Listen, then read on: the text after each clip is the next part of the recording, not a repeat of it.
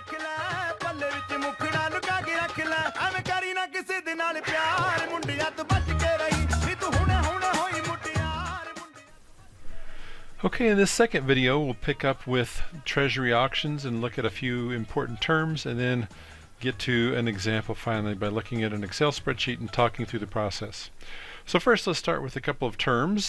First, the winning bids yield is called the stop out yield, and it's this yield and all lower yields that win the auction.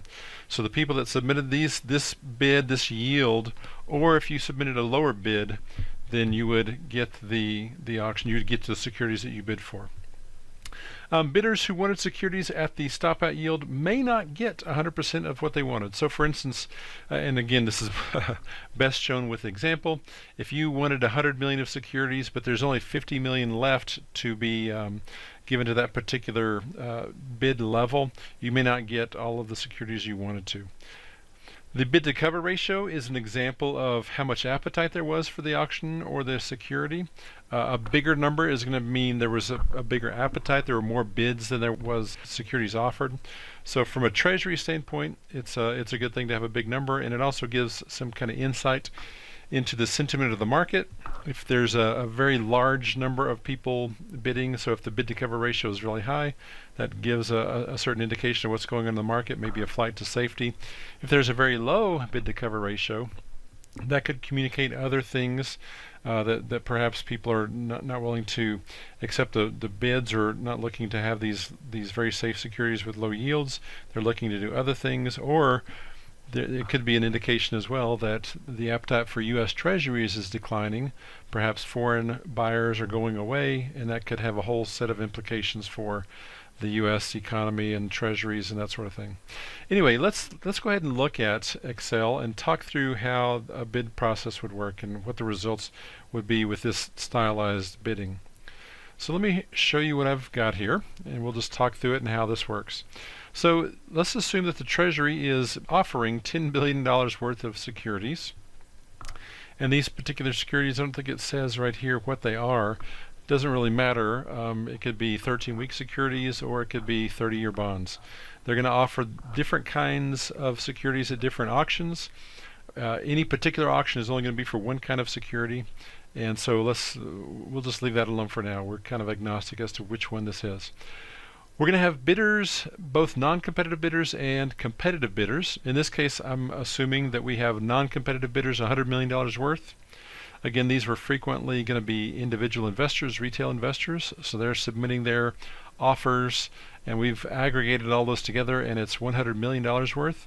Obviously, we're selling $10 billion worth, so we have more than enough to satisfy the non-competitive bidders. And then we have competitive bidders, and in this particular case, I've got competitive bidders A through E, and all I've done here is sorted them based on their bid yield from low to high. The lowest yield bid is going to be the highest price offered, so this is how the Treasury would sort them. This is the kind of the lowest bid, so these guys would win no matter what. And so what we do is we're going to look at, the Treasury is offering $10 billion worth. We need to find out where that $10 billionth dollar of securities is, where that $10 billionth dollar worth of offers is. And so what we're going to do here is first we're going to scrape out the non-competitive bidders. So there's really only $9.9 billion available. And so that's what I've done here, is I've indicated the $9.9 billion worth of securities. These guys, because they bid lower than the winning bid, are going to get all that they want. They're going to get $2.15 billion of securities, and they're going to get that at the stop out yield. We'll talk about that, what that number is here in a second. But we've got them, they're taken care of, they get all 2.15 billion, and so we go to the next bidders, and again we've sorted these in the yield order. And so these guys, this group of bidders is another way you could think about this. They bid 2.11%, and they wanted $3.25 billion worth of these securities in the aggregate. So we had 7.75 available. If you see how I did the math here, we started off with 9.9 billion available after we took care of the non-competitive bidders. We've satisfied that group of bidders, the B group that offered 2.10%, or who bid that yield amount. And so we've taken care of all of them, and we have 7.75 left. This particular group wanted 3.25, so they're going to get satisfied. They get everything they want. And we can march down to the next group. We have $4.5 billion left. Now this group, Group A, bid an amount of 2.12%. That was their yield bid. In the aggregate, they want $3.35 billion worth of securities, and so it just so happens that we have 4.5. That means we can satisfy all of that group. So we've kind of marched in order here up the yield bidding to 2.12%. We still have some leftover securities as the Treasury. And we get to Group D. They want $2.5 billion, 2.55 to be exact, and they're offering or bidding 2.13%. Now we don't have enough securities to fill that bucket or that slot. There's only 1.15 billion left, and so this yield number becomes the stop out bid, the stop out yield, I should say.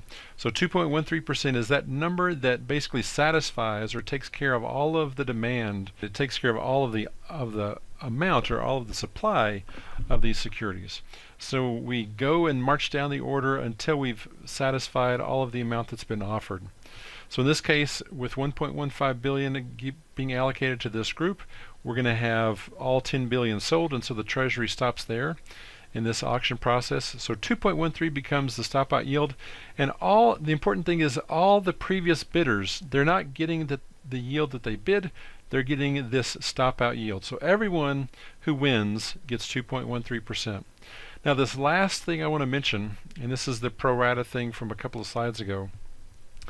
The bidders in Group D get basically 1.15 billion out of 2.55 billion that they wanted. So that means they're getting 45% of their desired amount. All of the bidders, as I mentioned, get 2.13%. Bidders in Group B, C, and A get all of the securities, 100% that they bid for. The bidders in Group D will only end up getting 45.1% of their desired amount. So that's the pro rata thing. If there was a bunch of different groups, a bunch of different participants in Group D, each of them would only receive 45.1% of the securities that they really wanted.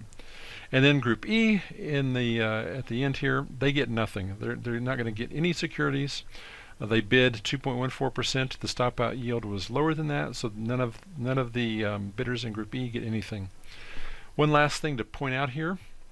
We have the bid to cover ratio, which is going to basically be the sum of all of the bids, the competitive bidders and the non-competitive bidders, divided by the amount offered. In this case, we have $14.35 billion worth of bids. You can see here's where the 14.25 come up, or where that's coming from. If we add up all of these sales, we have 14.25 billion. The $100 million of non-competitive bids means we have $14.35 billion worth of demand.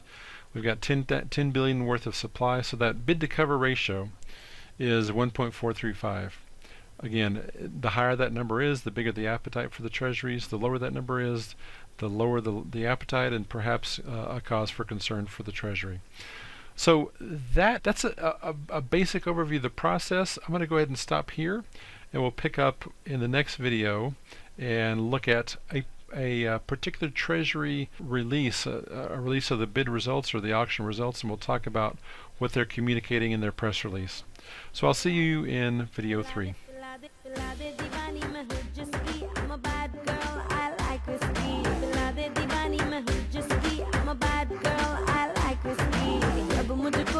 जाती तो नशे में हो जाती मैं रुस्की, पिला दे